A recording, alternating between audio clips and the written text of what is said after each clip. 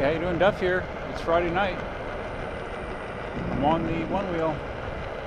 Guess what I'm going to do?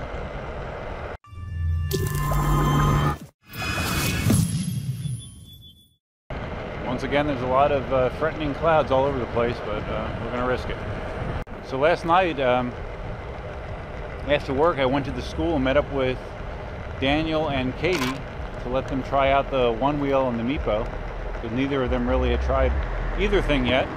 I actually had both of them wearing safety gear. I relayed the story of how I cracked the back of my head on the pavement 3 times learning the basics of the one wheel, so both of them wore safety gear, which was a first. It was very nice. And as expected, they both did very well. No one fell. Daniel picked up the one wheel very quickly. Katie was more cautious on it, but she was fine and did a good job just doing easy circles around the lot, doing easy turns as well. But Daniel, who has a skateboarding background, he really loved the Meepo. I put it on to advanced mode, so he had a 25-mile-an-hour speed limit, and he just loved it. He had like no learning curve whatsoever on it. He was just off and going, zipping around the lot. I'm sure he was doing 20 plus easily, but he loved it. He loved it so much that I'm pretty sure he's going to buy one. I actually rode very, very little during that. I just kind of just watched them and gave a few pointers, but they didn't really need many. They both did very well, and I'm not surprised. So, still getting a little frustrated with future motion and the front foot pad sensor issue. As I reported, ever since putting the brand new pad on that I bought, front sensor pad, the board's been 100% fine. I haven't had the sensor act erratically one time. It's been perfect. So I relayed that information to John and via email, and then 2 days passed and I did not hear anything. So I've quickly learned that it seems like the only way you get activity out of future motion is if you call them on the phone. So after not hearing anything for a couple days, I called them today. You already know who answered the phone. Of course, it was John. So I said, hey John, it's me again.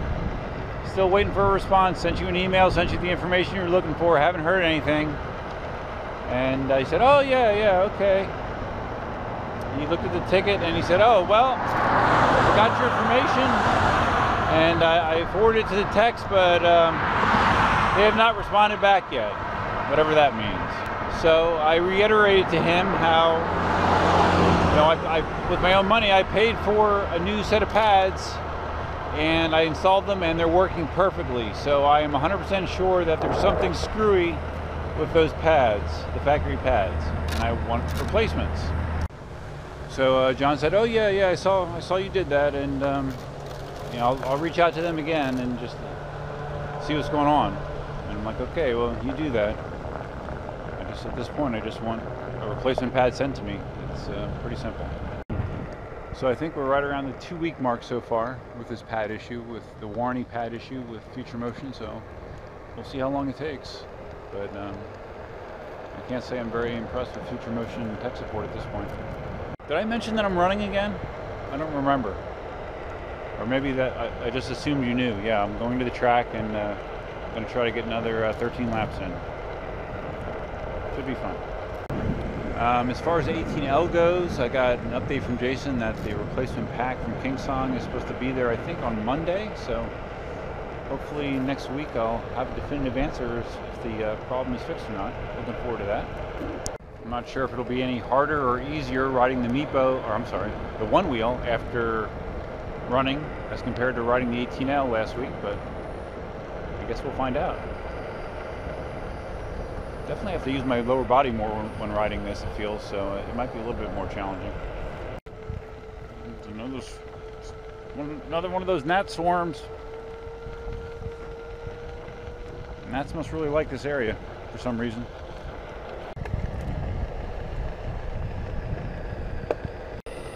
My shirt is like covered in gnats. Unbelievable. Perfect every time. Alright, I feel probably more achy and less in the mood to run than last week, so I can hardly wait to get started.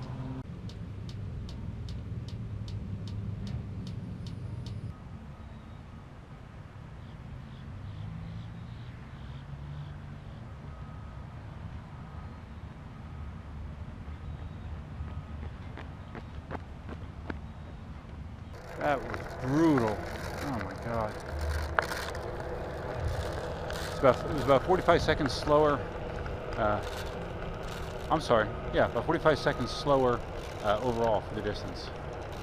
And I could tell, man, that was a struggle.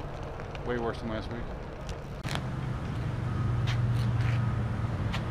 And I could feel before I even got started that was going to suck. I didn't hydrate very well this afternoon. So I wasn't really thinking about doing this until late in the afternoon.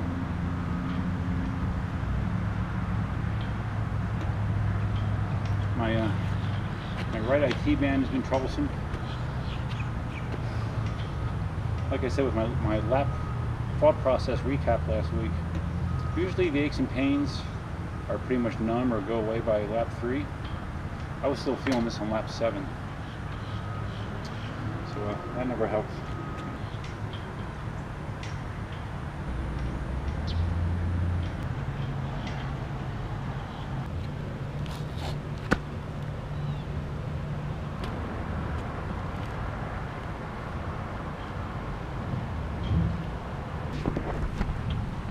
And that is that. Yeah, that's rough. I mean, I was so tired that like around lap 10 or so, I actually had thoughts going through my head of like, hey, maybe I should pack it in here. You know, as I've gotten older, you know, obviously everyone knows about getting tired. You know, you feel tired, you do something strenuous, you get tired. As you get older, you know, maybe it's just my mind, but sometimes I start to worry about getting dangerously tired. And that's kind of how I felt towards the end of that run. But of course, the drill sergeant in me said, you know, don't be a wimp, get to it. Only 3 laps to go, just finish. So that's what I did. Slowly, but I did finish. But at my age, I mean, as much as I hate to admit it, I have to be cognizant of that kind of stuff. There's plenty of people that I graduated with that are around my age group that are no longer with us, passed away for various reasons, but heck, I know some guy I knew from the gym a couple years ago that passed out doing heavy shoulder shrugs on the Smith machine. I think he was not even 50. I'm so tired, I'm even riding the one wheel slow. Oof.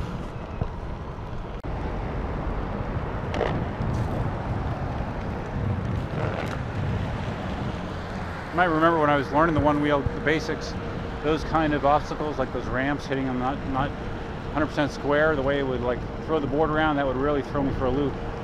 As you can tell, I've gotten better at handling those. I just basically just try to keep my ankles loose and just let them kind of wobble over it, and before you know it, you're past. And yes, I know you saw me running one direction and finishing a different direction. Well, I started to run and then I realized that I was going the same direction as last week. With running the track and with my IT band issues, I tried to reverse direction each week. So I'm doing equal damage to both sides. So that's why my direction was reversed. Going back a slightly different way to avoid that gnat swarm. Going back into a waterways. Back in waterways, and then we'll be getting back out onto a Monty Road. Part of this, I probably need to eat something before I'm going to run at night too. Because with my weird schedule, I actually eat my lunch at 10:45 a.m. So I have roughly an hour for my food to digest before I go to the gym at 12 o'clock. So I haven't really had any substantial food since before 11. So that could be another factor.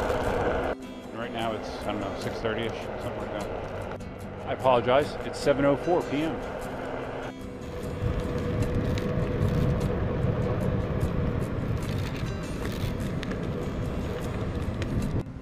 Oh, for those of you that are into numbers and are tracking my workouts on a spreadsheet somewhere on the internet, last week I ran that at a 9:22 pace. Today it was 9:39. Again, reflecting my lack of energy. Oh, and as far as what's easier to ride after running 3.5 miles, I'd say it's a toss-up. EUC and one wheels, both don't feel great after you're on.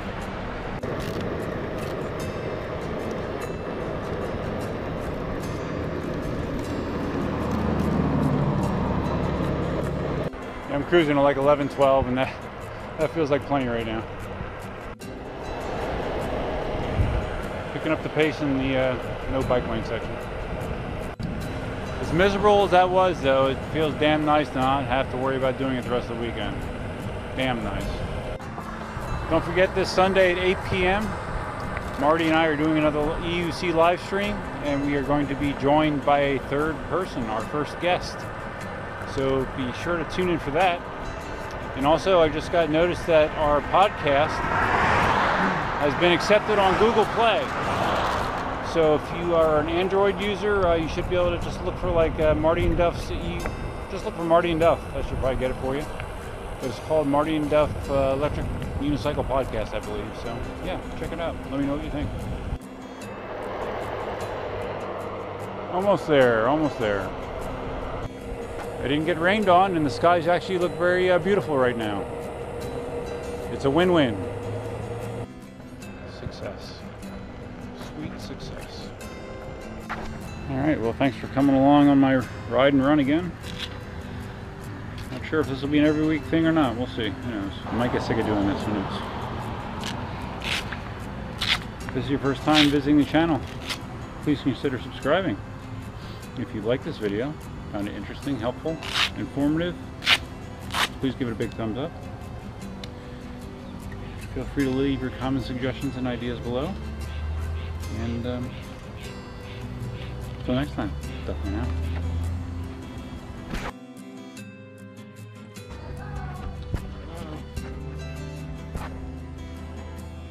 Where's Elsa? Right here, why? Surprise? Huh? Surprise she didn't come see me. She was back with me. Oh, hi, baby. But I didn't want to move. What's that? She was her mama too. You know, big girl.